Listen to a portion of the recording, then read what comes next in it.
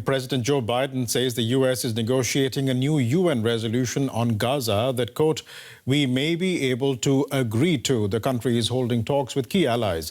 The UN Security Council still is working to get U.S. approval on a resolution sponsored by Arab states to halt the fighting. A vote on that has been delayed for a third time as diplomats negotiate with the United States on the wording. The latest version calls for a suspension of hostilities between Israel and Hamas, which many countries designate a terror group. Over the weekend, France, the UK and Germany joined global calls for a ceasefire.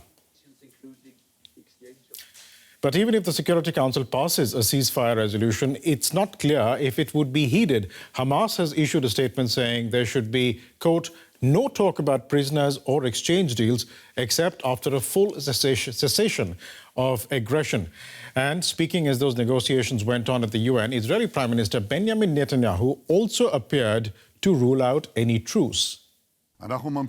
We continue the war until the end. It will continue until Hamas is eliminated, until victory. Those who think we will stop are not connected to reality. We will not stop fighting until we achieve all of the goals we have set. The elimination of Hamas, the release of our hostages, and the removal of the threat from Gaza. We are attacking Hamas with infernal fire. Everywhere, including today.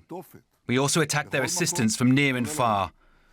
All Hamas terrorists, from the first to the last, are dead men. They only have two options: surrender or die.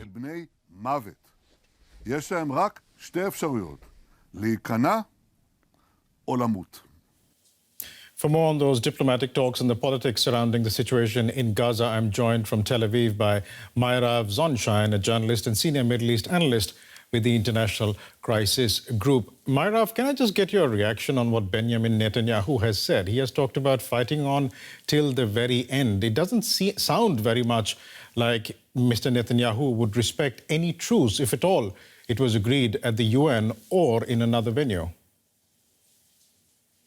Right. Well, we've heard from Netanyahu and from most of the Israeli leadership that this war will take months and months and months, and that it will take a very long time because they are dedicated to what they say is the destruction of Hamas.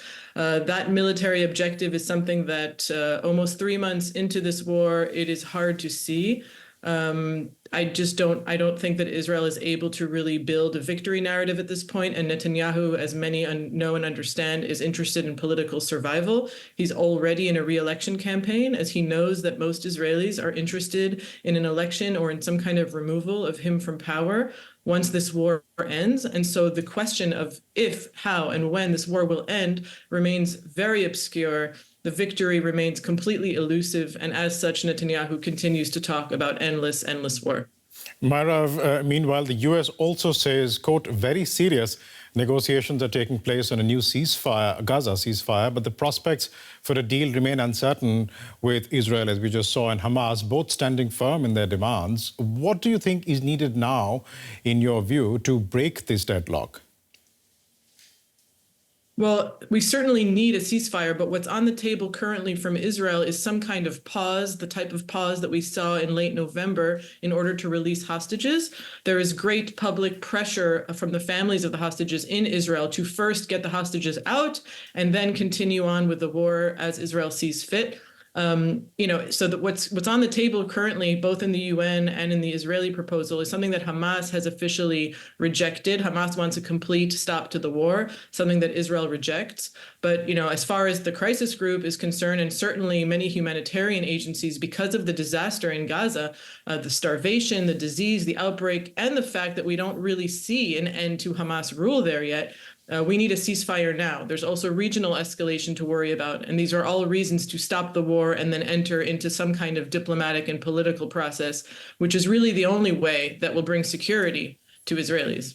About the UN Security Council draft Gaza resolution, the US is wrangling over the wording there as well. What do you think needs to change for the US to back it? Well, I think the U.S. has already, it's already made it clear that it's not interested in a ceasefire or what they've been calling a sustainable, I think, cessation. They want a pause I'm hoping that that's something that the U.S. can agree to. But, the U.S. has made its stance very, very clear, even though it's tried to limit maybe in some ways the way Israel is waging this war. The U.S. is 100% behind Israel. It is not calling for a ceasefire. And so any UN resolution that alludes to a ceasefire is not going to be supported by the U.S. If it's some kind of pause, then maybe that's something that the U.S. can get behind. We were talking about Benjamin Netanyahu earlier, and I'd like to bring him back into the conversation. How much do you think there is a sense that Benjamin Netanyahu and his government are getting frustrated and even angry at the way Israel's closest allies are now talking about its actions in Gaza? Well, I mean, I think that Israel has been able to act with impunity for decades regarding its treatment of the Palestinians. And so, I think Israel is aware that there's a big problem with the number of people it has killed and the fact that it's really, instead of destroying Hamas, seems to just be destroying Gaza. So, Netanyahu is also showing to be confronting Biden on his, so-called pressure because he thinks that will get him points with his base here in Israel.